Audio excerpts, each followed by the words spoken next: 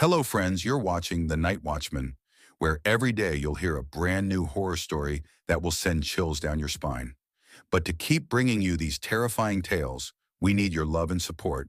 So don't forget to like, comment, and subscribe. Now let's begin the story. I never planned to join a roadshow crew. Back in 2017, I was 26, broke, recently divorced, and sleeping in the spare bedroom of my older cousin's apartment in Tulsa, Oklahoma. I'd spent almost 8 years working warehouse jobs, loading trucks at night and pretending my life was heading somewhere during the day. It wasn't. Every morning felt heavier than the last. Then one night I saw an ad online. Traveling promotional roadshow hiring event staff, transportation included. The pay wasn't amazing, but it offered hotels, food stipends, and travel across the country. At that point, seeing different states sounded better than staring at the cracked ceiling above my mattress every night. 3 days later, I met the crew in Dallas. That was where I first saw Wyatt Mercer.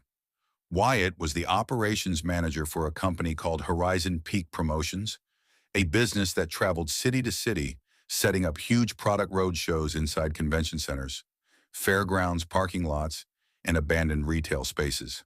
They sold everything from kitchen appliances to camping equipment. He was in his early 40s, tall, skinny, always wearing black gloves even in Texas heat. At first, I assumed he had some kind of skin condition. I remember him shaking my hand without removing them. "Long drives bother you?" he asked. "No." "You scare easy?" I laughed a little. "No." He stared at me for a few seconds too long. "Good," he said. "Some roads get strange at night." I should have left right then. But when you're desperate enough, weird people stop feeling unusual. The crew had 8 people total. There was Hector Ruiz, the truck driver from New Mexico, a married couple named Dana and Chris Nolan who handled inventory, Megan Foster, a college dropout trying to save money for nursing school, 2 twins from Kentucky named Adam and Luke, and then there was me. For the first few weeks, everything felt normal. Long highways, cheap coffee, late-night gas stations, set up work during the day, tear down at midnight. We traveled through Oklahoma, Arkansas, Missouri, and Kansas. Most nights ended with everyone drinking beer outside whatever motel Horizon paid for. Except Wyatt. He always disappeared after dark. At first I thought maybe he had family nearby in different states. But eventually Megan mentioned something strange. "You ever notice he never sleeps?" We were unloading boxes behind a convention center in Wichita. "What do you mean?" "I went outside at like 4 in the morning yesterday," she said quietly. "He was sitting in the truck staring at the road." "So?" "He wasn't moving." I shrugged. He could have been thinking. Megan shook her head. "No, I mean literally not moving." That stuck with me more than I wanted to admit. A week later, we headed toward Colorado. That drive changed everything. The weather turned bad around sunset. Rain hammered the windshield while Hector drove the equipment truck through a long, empty stretch of highway outside a tiny town called Black Hollow. I remember the sign clearly because Luke joked that it sounded like a place people disappear in horror movies. Nobody laughed except Wyatt, and even then, it sounded fake. By midnight, visibility was terrible. Hector finally pulled into an abandoned roadside rest stop surrounded by dead trees and broken fencing. The place looked forgotten. Old vending machines stood smashed against concrete walls. One flickering light buzzed above a bathroom building covered in graffiti. "Storm's too bad," Hector said. "We stay an hour." Nobody argued. The rain sounded like gravel hitting metal. I stepped outside to smoke and saw Wyatt standing near the tree line. Again. Not moving, just staring into the woods. The headlights from the truck barely reached him. I walked closer. "You okay?" He didn't answer immediately. Then he said something that still bothers me years later. "Did you read the employee waiver before signing?" I laughed nervously. "No." "You should have." Before I could ask what he meant, he walked back toward the truck. That was the first time fear really touched me. Not panic, not terror. Just that deep instinct warning you something isn't right. Inside the trailer, Megan whispered, "Do you hear that?" Everyone went quiet. At first all I heard was rain. Then knocking. Soft. Slow. From outside the trailer walls. 3 knocks, then silence, then 3 more. Chris frowned. Probably branches, but there weren't any trees close enough. The knocking moved. Left side, then right side. Then directly underneath us, Luke suddenly stood up. "Screw this!" He opened the trailer door before anyone could stop him. Rain exploded inside. "See?" he shouted. "Nobody's—" He froze. I still remember his face draining white. "What?" Adam asked. Luke slowly pointed toward the parking lot. At first I saw nothing except rain. Then lightning flashed. There was a person standing near the bathrooms. Tall, wearing what looked like an old highway patrol raincoat. Except the head looked wrong. Too long. Too thin. Another lightning flash. Gone. Luke slammed the trailer shut. Nobody spoke for almost a minute. Finally Hector muttered, "Probably homeless." But his voice sounded uncertain. Wyatt remained completely calm. He looked at all of us and said, "No one leaves the trailer tonight." That should have comforted me. Instead, it made things worse, because he sounded like he already knew what was outside. Around 2 in the morning, Adam needed the bathroom. "We can't stay in here forever." Wyatt grabbed his wrist before he reached the door. Hard enough to make Adam curse. "If you hear knocking," Wyatt said quietly, "do not answer it." The trailer went silent again. "What the hell are you talking about?" Dana snapped. Wyatt finally looked nervous for the first time. "There are roads in this country people forgot how to map correctly." Nobody understood what that meant. Not then. Adam pulled free and stormed outside anyway. I watched through the rain-covered window as he jogged toward the bathroom building. He disappeared inside. 30 seconds passed. Then a minute. Then 2. Luke frowned. "Adam!" No response. Then we heard it. Knocking. 3 slow knocks. But not from outside. From beneath the trailer floor. Dana screamed. Hector grabbed a tire iron. The knocking continued. 3 knocks. Pause, 3 knocks. Then Adam's voice. "Megan! Open the door." Her face went pale. "That's not him." The voice sounded wrong, like someone imitating Adam badly. "Megan!" Knock, knock, knock. "Please." Luke rushed for the door, but Wyatt blocked him instantly. "That is not your brother." Luke punched Wyatt hard enough to split his lip, but Wyatt still didn't move aside. Then we heard screaming outside. Real screaming. Far away near the bathrooms. Luke shoved past Wyatt and ran into the storm. I followed him before fear could stop me. Rain blinded us immediately. We reached the bathroom building and found the door hanging open. Adam was inside, or pieces of him were. Blood covered the tiles. One arm bent backward unnaturally. His jaw looked torn open. Luke collapsed, screaming. I nearly vomited. Then the lights inside the bathroom died. Complete darkness, and from somewhere deep inside the building, knocking. 3 slow knocks, right behind us. We ran. I don't even remember reaching the trailer. I just remember everyone screaming at once while Luke cried hysterically. Wyatt locked the doors immediately. "We leave now," Hector shouted. "The roads are flooded. We leave now." Something in Wyatt's voice terrified everyone enough to obey. The truck engine roared alive. Rain blasted across the windshield as we pulled out of the rest stop.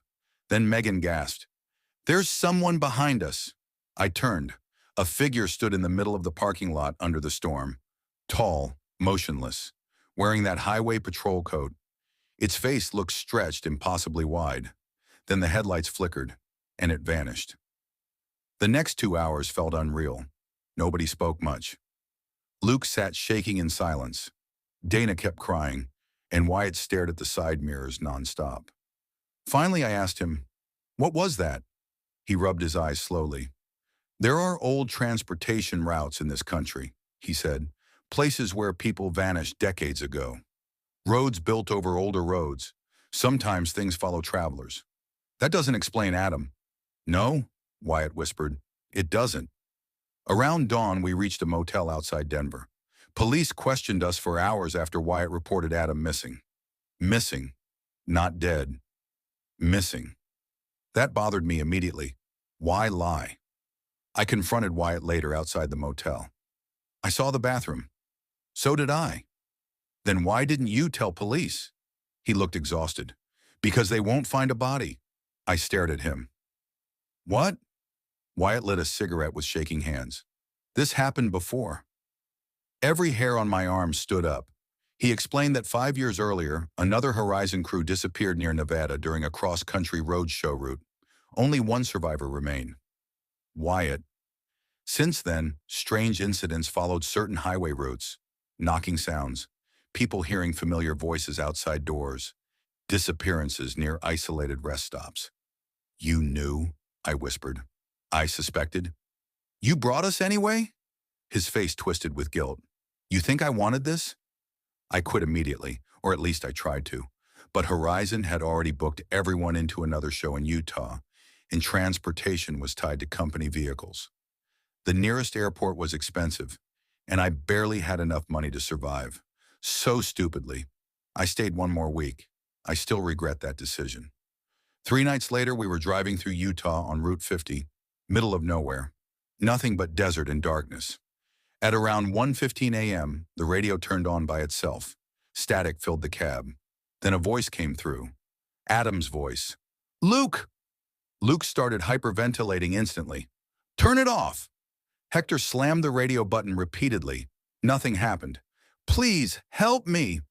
Static screamed through the speakers. Then came knocking. From the roof of the truck. Heavy. Slow. Boom. Boom. Boom. The trailer behind us suddenly jerked violently.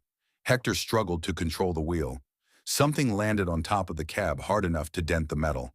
Megan screamed. I looked upward through the windshield and saw fingers. Long black fingers curling over the roof edge. Then a face slowly lowered upside down onto the windshield. Not human. Its mouth stretched too wide. Skin pale gray. Eyes completely black. Luke started sobbing uncontrollably. The creature smiled using Adam's torn jaw. Hector swerved violently. The truck crashed through a roadside barrier and rolled into a ditch. Metal screamed. Glass exploded everywhere. When I woke up, everything was silent except the ticking of the ruined engine. Blood ran down my forehead. I crawled out through a shattered window into cold desert air. The truck was destroyed. Hector was dead instantly. Dana's neck was broken. Chris was missing. Not dead. Gone. Wyatt staggered from the wreck holding a flare gun. Move! He shouted. I heard footsteps circling us in the darkness. Not one set. Multiple. Knocking echoed across the desert. Different directions. Boom. Boom. Boom. Luke screamed somewhere nearby, then abruptly stopped.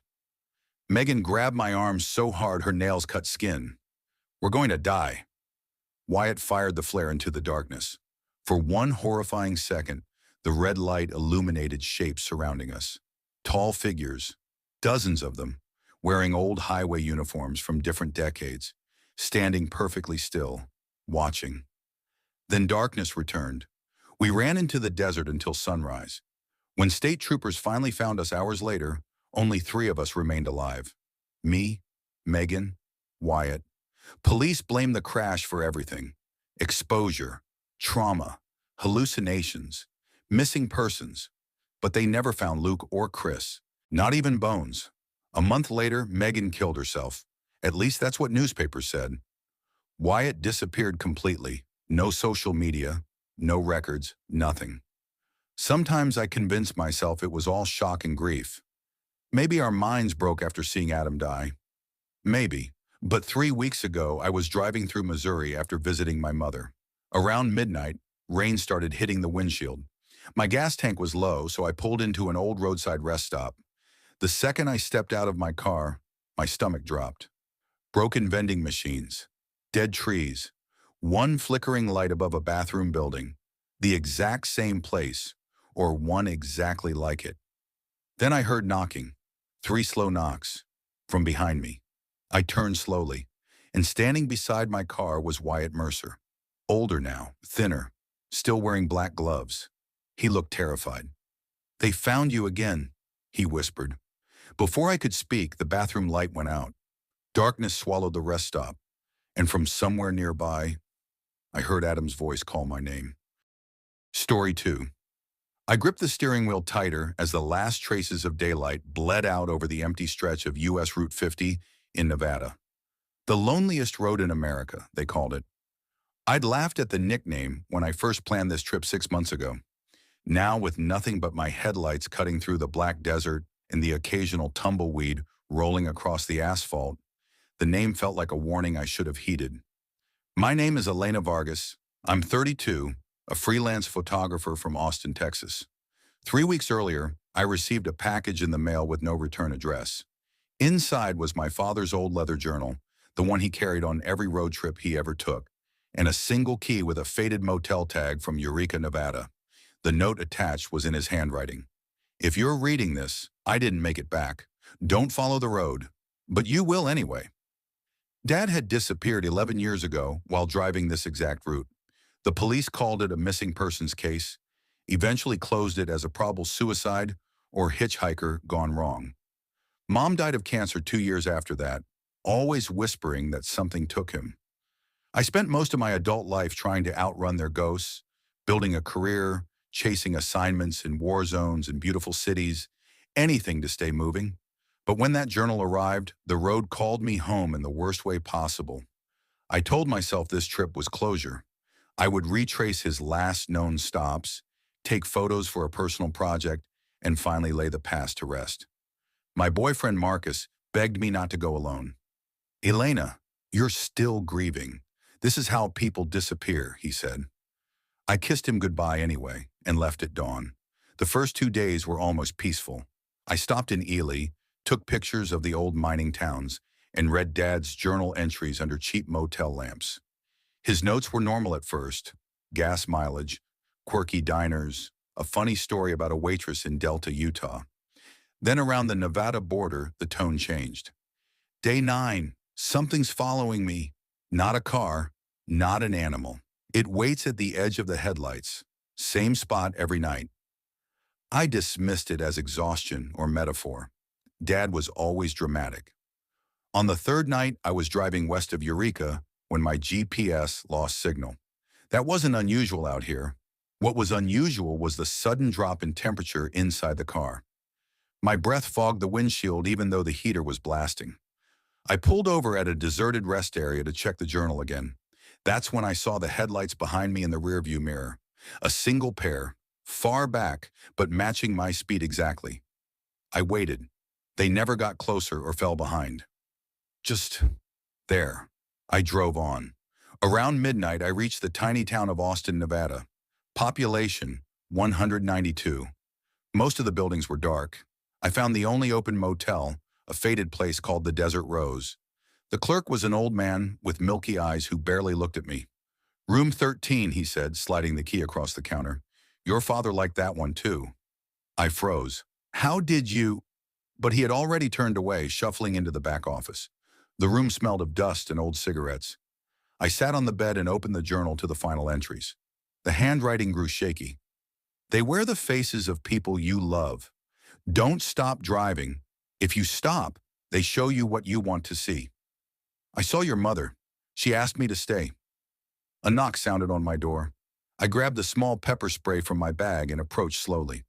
Through the peephole, I saw Marcus standing there, smiling that crooked smile I loved. Elena, baby, I got worried. Drove all night to surprise you. My heart hammered. He was supposed to be in Texas. I hadn't told him exactly where I was staying, but there he was, wearing the same red flannel he wore the day I left. I opened the door a crack, keeping the chain on. Marcus, how did you find me? He laughed softly. Your location's still on, remember? Come on, let me in. It's freezing out here. Something was wrong with his eyes. They were too dark, almost like holes. I slammed the door shut and backed away. The knocking stopped. When I looked through the peephole again, the hallway was empty. I didn't sleep that night. At 4 a.m., I packed my things and left. The road was different after Austin. The desert felt alive. Every few miles, I'd catch movement at the edge of the headlights. Shapes that looked like people standing perfectly still, watching. When I'd slow down to look, they'd be gone. I found an old diner in the middle of nowhere called Rusty's. The sign flickered even though there was no wind. Inside, a waitress who looked exactly like my dead mother poured me coffee. You look tired, mija, she said in Mom's voice. Why don't you stay a while? Your father's waiting in the back. I ran out without paying, tires screeching as I fled back to the highway. The journal's last page had a drawing, a crude map showing a turnoff I had never heard of. County Road 19, marked with the words, "They wait where the road loops." My phone had no signal, but the GPS suddenly pinged with new directions, a shortcut that would save 2 hours. I knew I shouldn't take it, but exhaustion and grief make you stupid. I turned on to County Road 19 at 2:17 a.m. The road was narrower, the pavement cracked and uneven. Joshua trees lined both sides like silent sentinels. After 20 minutes, I passed a green mile marker that read 19-7, then another that read the same number. I checked my odometer. I had driven exactly 7 miles since turning. I sped up. Mile marker 19-7 again. A cold sweat broke across my back. I turned around and drove the other way. 10 minutes later, another 19-7 marker. The same cracked asphalt. The same twisted trees. I was looping. That's when the radio turned on by itself. Static first, then Dad's voice, recorded from some old interview I didn't remember. "Elena, if you hear this, keep driving. Don't look in the mirror. They use what you miss most. I'm sorry I brought this on us. It started when I picked up that hitchhiker outside of Fallon in '98. He wasn't human. He gave me the key. The key opens the door between places." My rear view mirror fogged over. I wiped it frantically. Marcus was sitting in the back seat. Not the fake one from the motel. This one had blood on his shirt and vacant eyes. "You left me," he whispered. "You always leave." I screamed and floored the accelerator. The car shuddered but stayed on the loop. The mile markers blurred past. 19-7, 19-7, 19-7. I grabbed Dad's journal and flipped to the very back. There was one more entry I hadn't noticed before, written in fresh ink, as if added recently. "The only way out is to give them what they want. A replacement. Someone has to stay on the loop. I stayed 11 years so you could live. Don't waste it." The car began to slow down on its own. The engine died. I coasted to a stop in the middle of the road. All the figures emerged from the darkness. Dozens of them. They wore the faces of every person I had ever loved and lost. Mom, Dad, my childhood dog, college friends who died too young. Marcus, healthy and smiling. They surrounded the car. The one wearing Dad's face stepped forward and tapped gently on the window. "It's time to trade places, kiddo. I'm so tired." I clutched the key from the package. It was burning hot in my palm. The same key from the motel tag. I understood now. This key didn't open rooms. It opened the way back. With shaking hands, I jammed it into the ignition like a desperate prayer. The engine roared back to life. I slammed the gas pedal. The car surged forward, breaking through the circle of figures. They screamed with the voices of my loved ones as I accelerated. The mile markers began changing. 19-8, 19-9, 19-10. The loop was breaking. In my rearview mirror, I saw Dad standing in the middle of the road, waving goodbye with a sad smile. Then he faded into the dust. I drove until sunrise. When I finally saw a real highway sign for Fallon, I pulled over and cried until my chest hurt. The journal is blank now. Every page is empty, except the first one, which now reads, "Thank you for setting me free." I never told anyone the full story. Marcus and I broke up a month later. He said I had changed, that something in my eyes was different. I still drive for work sometimes, but never at night. And I never ever take Route 50 again. Sometimes late at night, I hear faint knocking on my apartment door. I don't answer it. The road still remembers. Story 3, I never wanted to work another traveling road show again after what happened in Nebraska.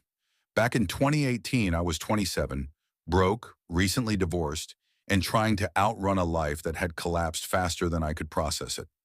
My ex-wife, Claire, had left 3 months earlier. The apartment in Phoenix felt empty. My construction job had dried up after an injury, and I spent most nights sitting alone watching old late-night reruns with the TV volume too loud just to kill the silence. That was when I answered an ad online. Traveling roadshow crew needed, good pay, lodging included. The company was called Blackstone Events. They organized small-town entertainment expos across the Midwest, monster truck displays, magic acts, local bands, stunt riders, food vendors, carnival games. Nothing glamorous, just temporary excitement for towns that usually had nothing happening. I figured it would only be for a few months. I had no idea that one job would stay inside my head for the rest of my life. The road show arrived in Ash Hollow, Nebraska during the first week of October. The town was tiny. One gas station, one grocery store, two churches, and endless stretches of empty farmland surrounding it like a dark ocean. There were 6 of us on setup crew. My supervisor was Raymond Pike, a heavy-set man in his 50s who smoked constantly and barely slept. Then there was Tyler, a loud 22-year-old stage tech from Oklahoma, Denise, who handled ticket booths, Eddie and Marcus, lighting guys, and a quiet older mechanic named Walter Griggs. Walter was strange from the beginning. He barely talked to anyone, always wore denim jackets no matter the weather, always kept his eyes low. But the weirdest thing was how nervous he got whenever someone mentioned nighttime routes outside town. The first night we arrived, we were unloading steel barriers behind the main tent when Tyler joked about how creepy the roads looked. Walter immediately stopped working. "You boys don't drive County Route 14 after midnight," he said quietly. Tyler laughed. "Why? Ghost cows." Walter didn't smile. "I'm serious." Nobody answered for a second. Then Raymond shouted for us to quit standing around and get moving. But I noticed something. Walter's hands were shaking. The road show officially opened Friday evening. Families packed the grounds. Kids ran around carrying glowing toys. Local country bands played near the beer garden, while dirt bikes jumped ramps behind the stadium fencing. It looked normal, safe. But the strange thing started almost immediately. At around 10:30 p.m., the power cut out behind the storage trailers for nearly 30 seconds. Marcus blamed bad wiring, but when the lights came back on, one of the trailers had been opened. Inside were dozens of equipment cases stacked neatly against the walls, except now every single case had been turned around backward.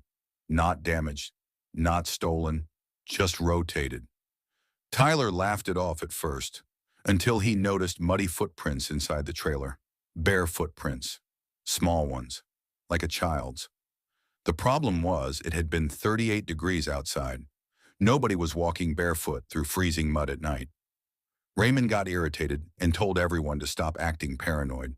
But later that night, Denise came running into the main tent crying. She said somebody had been standing outside her trailer window staring at her. Tyler grabbed a flashlight and went outside with me to check.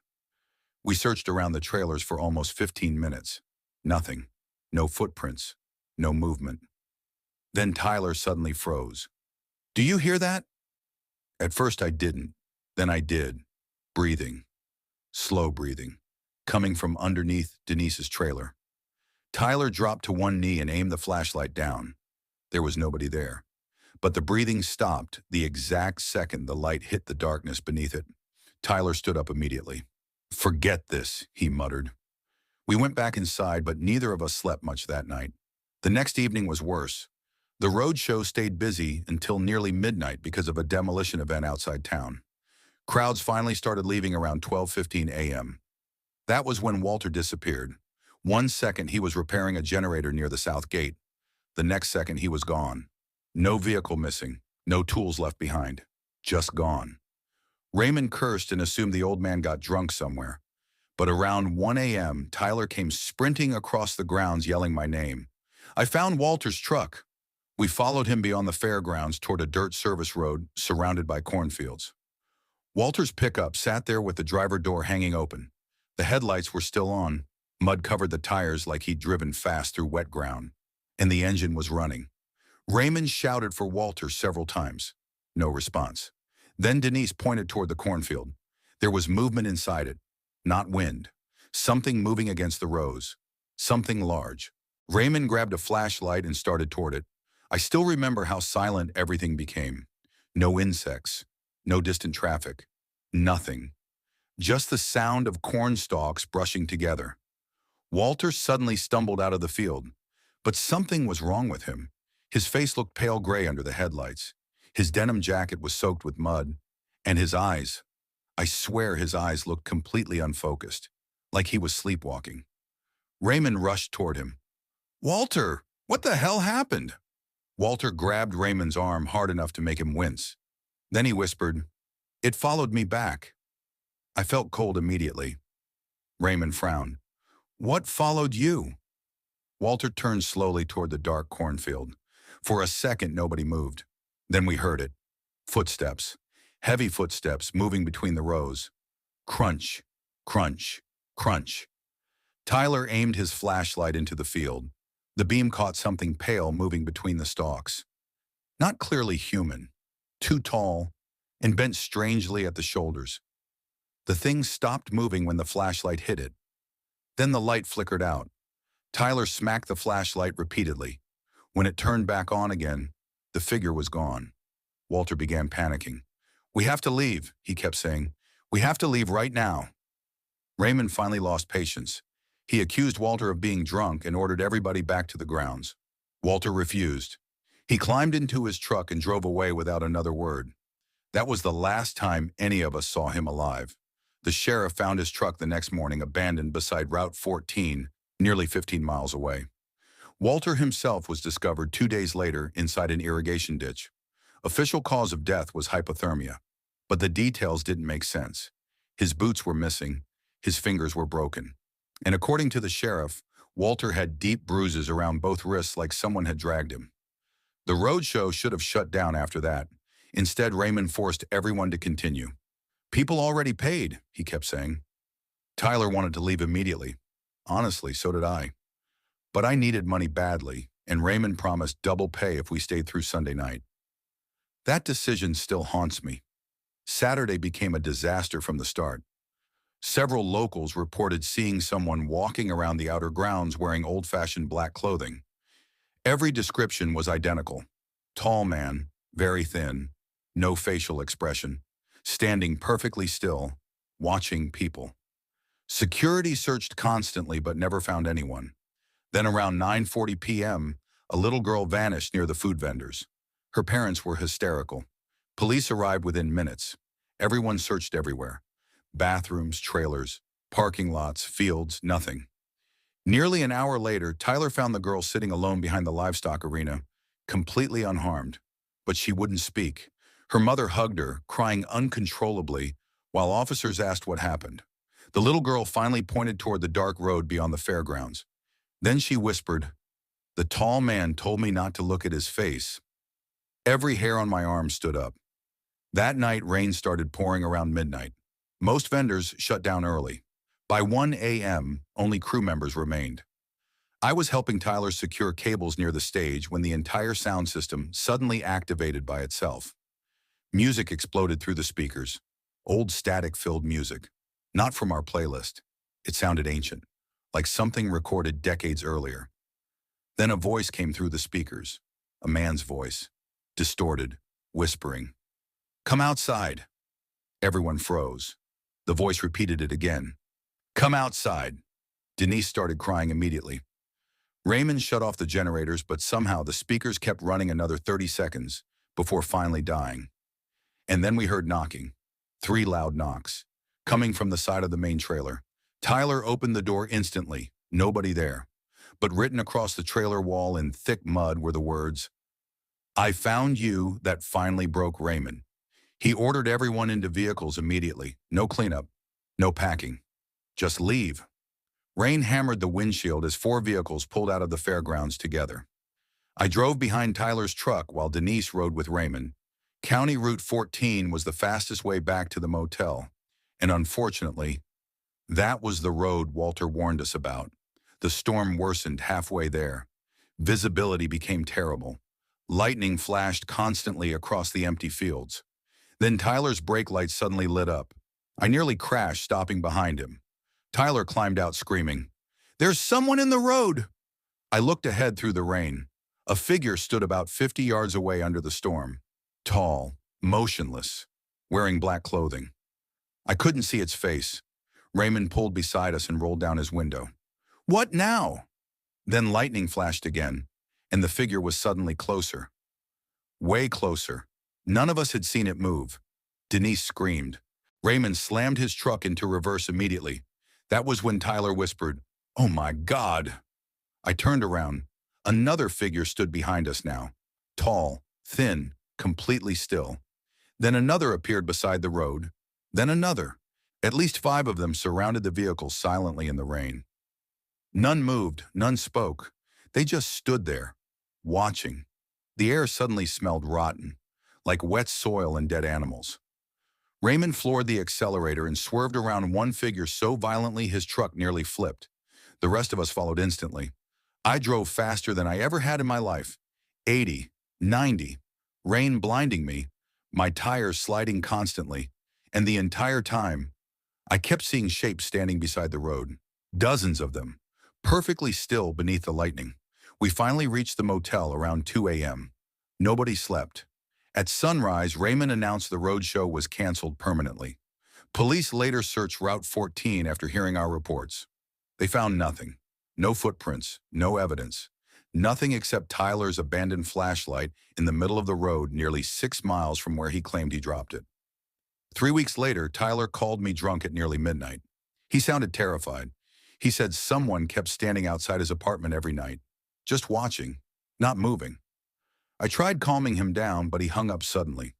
The next morning, I learned Tyler died in a car accident outside Tulsa. Single vehicle crash, no witnesses.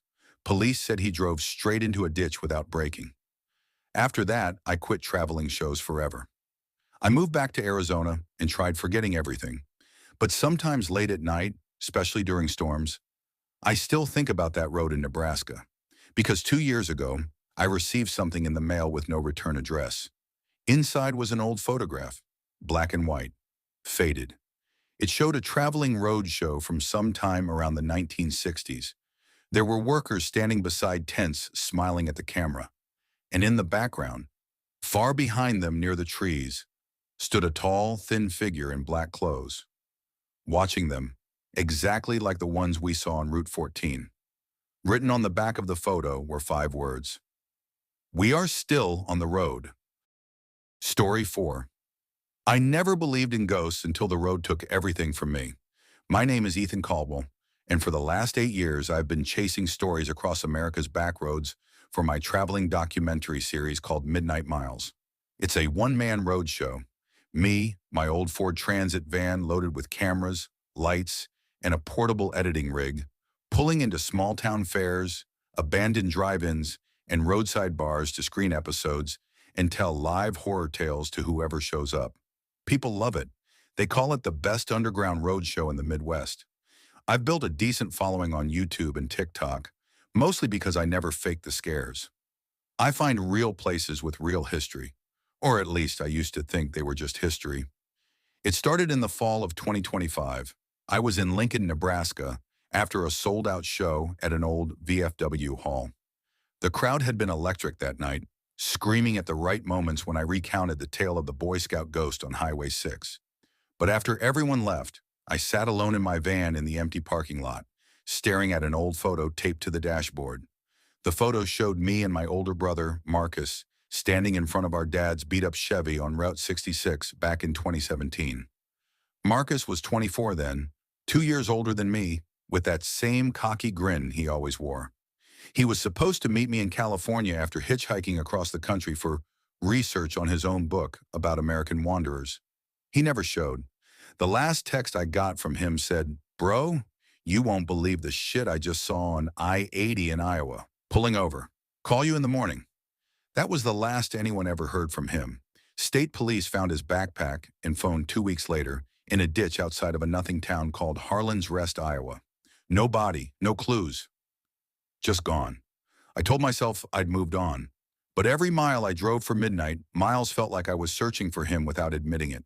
So when a small county fair in western Iowa invited me for their Fall Harvest Festival in late October, I accepted immediately. Harlan's Rest was only 40 miles from the festival grounds, close enough to finally face it. The drive west on 80 that night was peaceful at first.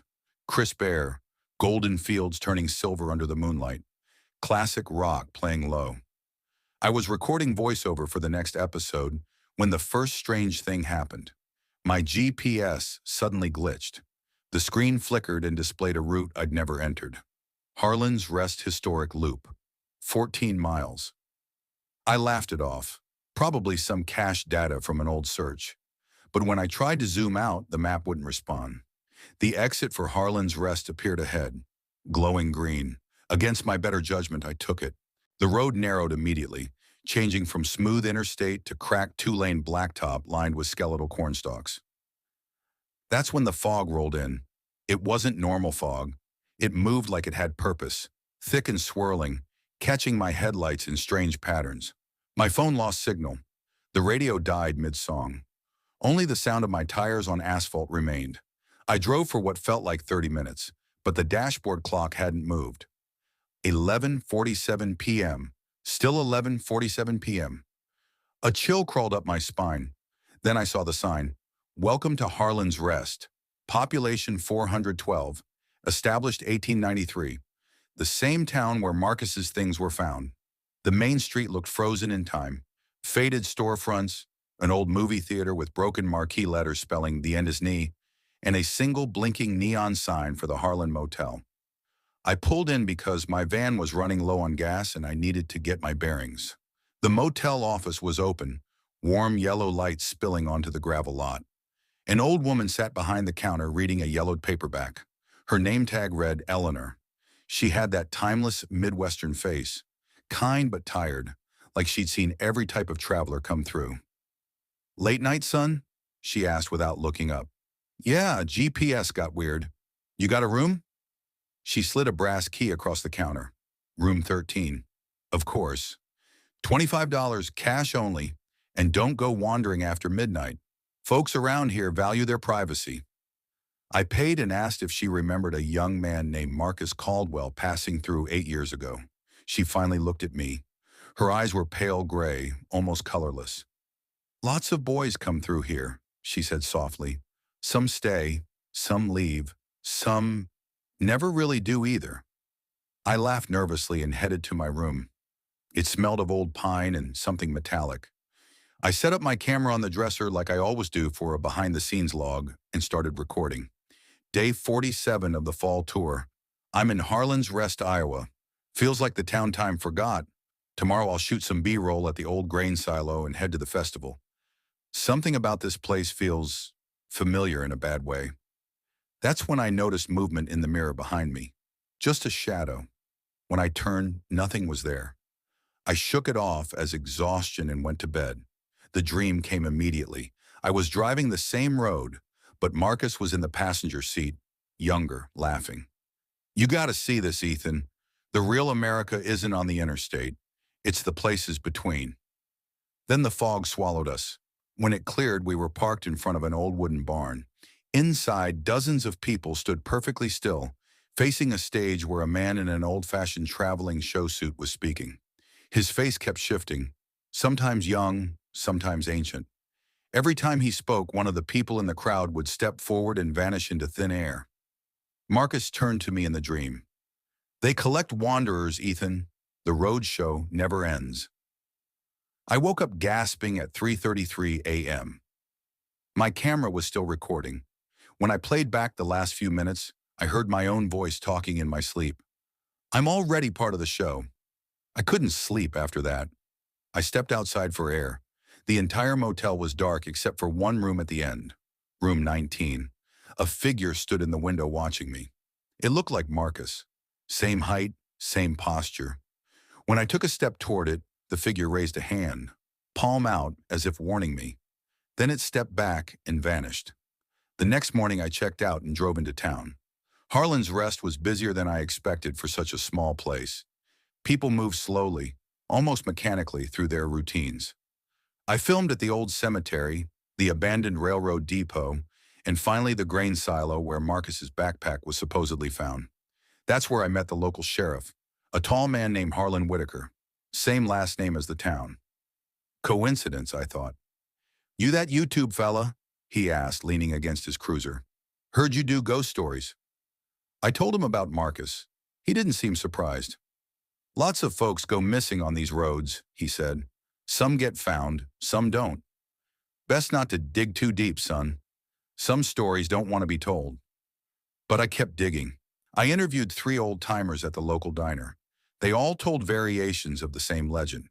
In 1893, a traveling carnival called the Eternal Roadshow came through during a terrible drought. The owner, a charismatic man named Elias Harlan, promised to bring rain if the townspeople joined his show. They did. The rain came. But the carnival never left. People started disappearing. Every few years, new wanderers would be recruited. The show moved on, but always returned when it needed fresh souls. Elias still runs it, one old farmer whispered, eyes darting around. He don't age. And once you see the show, you can't leave the road. I laughed it off as local color. Great material for the show. That night, after my performance at the county fair, something changed. The crowd was bigger than expected, almost 200 people sitting in folding chairs under strings of lights. I told my usual stories, but kept coming back to Harlan's Rest. The audience was dead silent, too silent. When I finished, no one clapped. They just stared. A little girl in the front row, maybe 10 years old, spoke clearly. "You're next, Mr. Caldwell. Marcus is waiting." I packed up fast. As I drove back toward the interstate, the fog returned, thicker. My headlights barely cut through it. Then my engine started sputtering.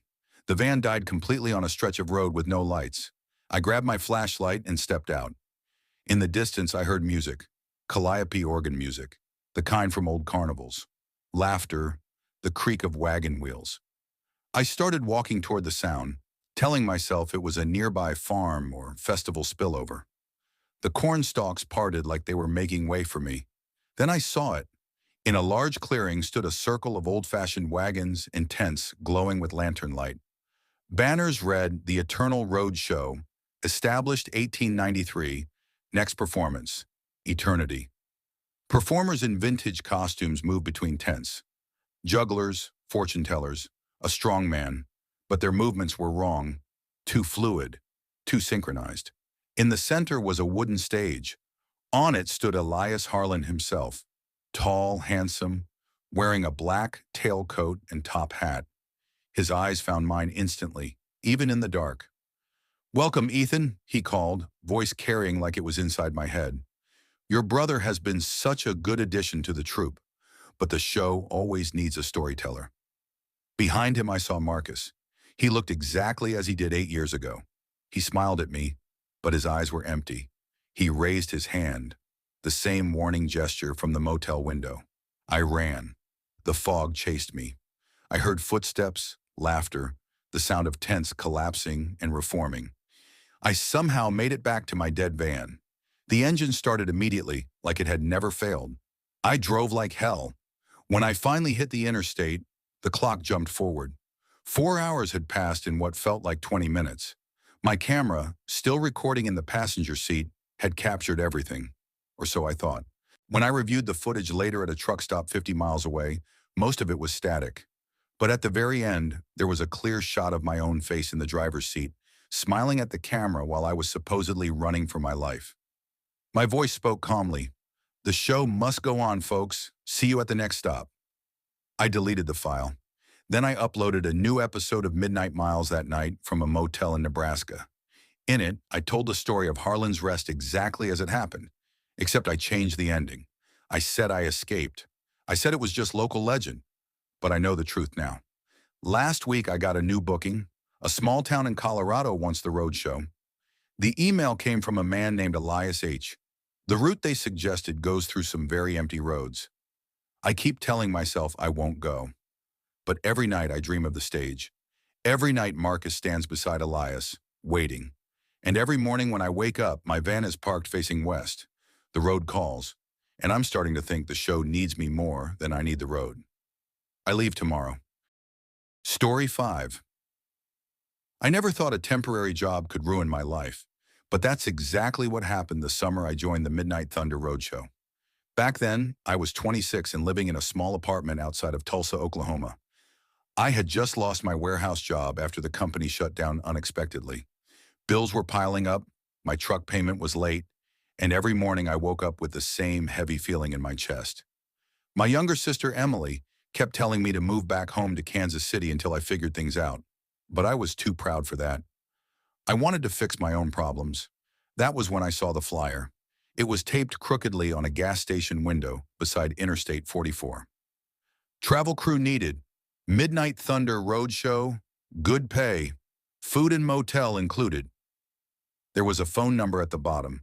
I called it that same night. A man with a rough voice answered after 2 rings. "You willing to travel?" he asked. "Yeah." "You scared of hard work?" "No." "You got a clean record?" "Mostly." He laughed quietly. "Good enough. Be at the Tulsa Fairgrounds tomorrow morning at 6. The call ended. No interview. No paperwork. Nothing. I should have known something was wrong right then. The next morning I drove to the fairgrounds before sunrise.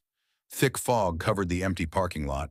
I expected bright carnival rides or crowds, but instead I found 6 massive black trailers parked in a line beside an old arena building. The words "Midnight Thunder Roadshow" were painted in faded red letters across each trailer. A tall man wearing a denim jacket stood smoking beside them. "Jake Mercer?" he asked. "Yeah." "I'm Curtis." He shook my hand firmly. His skin felt freezing cold despite the humid July air. Curtis looked about 50, gray beard, thin face, deep wrinkles around his eyes. The kind of man who looked exhausted all the time. Behind him, several workers unloaded equipment from the trailers. Huge speaker systems, lighting rigs, metal fencing. It looked like some kind of traveling stunt show. Curtis handed me a clipboard. "Sign." I skimmed the papers quickly, mostly liability waivers. One line caught my attention. "The company is not responsible for injury, disappearance, or death caused by failure to follow curfew protocol." I looked up. "What's curfew protocol?" Curtis took another drag from his cigarette. "You stay inside your motel room after 1:15 a.m. I laughed a little. "That's it?" His expression never changed. "That's it." Something about the way he said it made me uncomfortable. Still, I signed. I needed the money. That first week honestly felt normal. The roadshow traveled through small towns across Oklahoma and Missouri. It was basically a mix of monster truck exhibitions, dirt bike stunts, and late-night live music performances. Crowds loved it. My job was mostly helping set up barriers and unloading equipment. The crew was small. There was Nate, a loud mechanic from Texas who constantly chewed sunflower seeds. Luis, a quiet lighting technician from New Mexico. Tammy, the ticket seller. And Deshaun, security. Everyone seemed friendly enough. But there was one thing that felt strange. Nobody talked after midnight. Not joking, not music, nothing.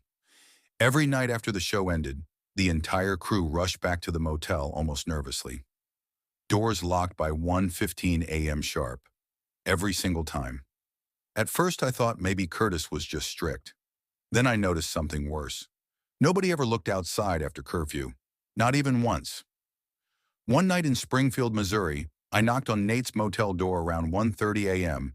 because I'd forgotten my charger in the equipment trailer. He opened the door only 2 inches. His face looked pale. "What are you doing out here?" he whispered. "I just need my charger." "No." "What?" "You don't go outside after curfew." I laughed awkwardly. "You serious?" He grabbed my arm tightly. "I'm dead serious." I remember staring at him under the flickering motel light. Sweat covered his forehead. Then I heard it. A distant engine. Low, heavy, slow. Not from the highway. Closer. Nate immediately shut off his room light. "Get inside your room," he whispered. The engine sound kept growing louder. Broom! Like an old diesel truck crawling slowly through the parking lot. I turned toward the sound instinctively, but Nate slammed his door shut before I could ask another question. I hurried back to my room feeling annoyed more than scared. From my motel window, I peeked through the blinds. At first, I saw nothing. Then headlights appeared at the edge of the parking lot. One vehicle. Large. Dark. Moving incredibly slowly.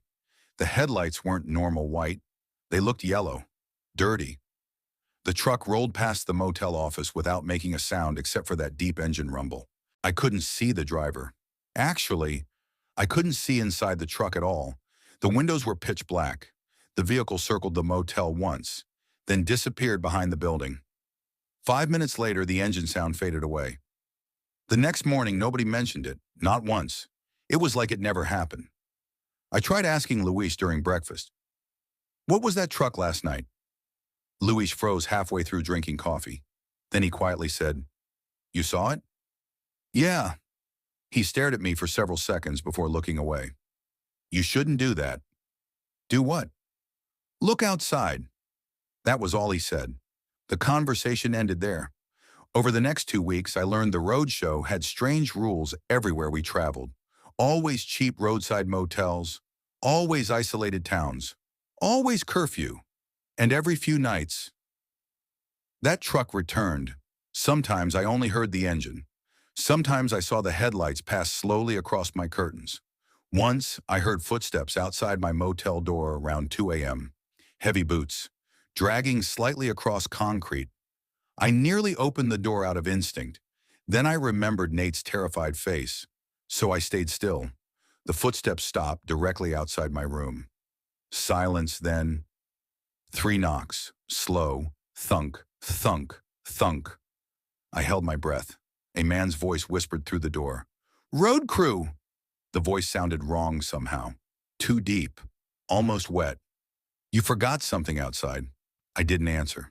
For nearly a minute, nothing happened. Then the footsteps slowly moved away. The next morning, I found muddy boot prints outside my door. Huge prints, far larger than normal feet. That same day, one of the workers disappeared. A young guy named Ben. He joined the crew only 4 days earlier. Curtis told everyone Ben had quit overnight and gone home. But his bags were still inside his motel room. His wallet, too. Nate quietly pulled me aside later. Don't ask questions, he muttered. What happened to him? Nate looked around nervously. Then he whispered. He opened the door. A chill went through me instantly. What? Nate rubbed his face tiredly. 3 years ago, I worked county fairs in Arkansas. Different crew, different company. One night, a truck came through the motel lot after curfew. One guy went outside because he thought somebody needed help. Nate swallowed hard. They found his boots in the parking lot next morning. I stared at him. You're screwing with me. I wish. That night, I couldn't sleep. Rain hammered the motel roof while thunder shook the windows. 1:12 a.m. I checked the clock constantly. At exactly 1:26, the engine returned. Closer this time. Louder. Brrrr. I stayed away from the window, but curiosity ate at me. Finally, I looked through the blinds just a little. The truck sat directly in front of my room. An old black tow truck. Rust covered the sides. Its yellow headlights glowed through the rain. The driver's side door slowly creaked open. Something stepped out. At first, I thought it was just a man wearing a long coat. Then it stood fully upright beneath the parking lot light. It was enormous, at least 7 feet tall. Its arms looked too long. Its head tilted strangely to one side like its neck had been broken years ago. Rainwater dripped from a filthy black hat covering most of its face. I couldn't breathe. The thing slowly turned toward my motel window, like it knew I was watching. Then it started walking toward my room, one heavy step at a time. Thud, thud, thud. I stumbled backward from the window. My heart slammed so hard it hurt. The footsteps stopped outside my door. Then came the knocking. Thunk, thunk, thunk. Silence. Then the deep voice returned. I know you're awake. Every hair on my body stood up. The voice sounded closer now, almost excited. I backed into the bathroom holding my breath. Then I heard the doorknob begin to turn slowly. The lock rattled violently. I thought the door would burst open. But suddenly, a loud truck horn blasted somewhere outside. The rattling stopped instantly. Silence returned. A moment later, I heard the heavy footsteps retreating across the parking lot. Then the engine faded into the distance again. I didn't sleep the rest of the night. The next morning, Curtis called everyone together behind the trailers. His face looked more exhausted than usual. Show's canceled tonight, he announced. Nobody argued. Nobody even asked why. Curtis looked directly at me. You looked outside after curfew. It wasn't a question. I stayed silent. He sighed heavily. That was a mistake.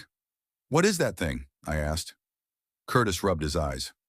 20 years ago, this road show traveled through Nevada.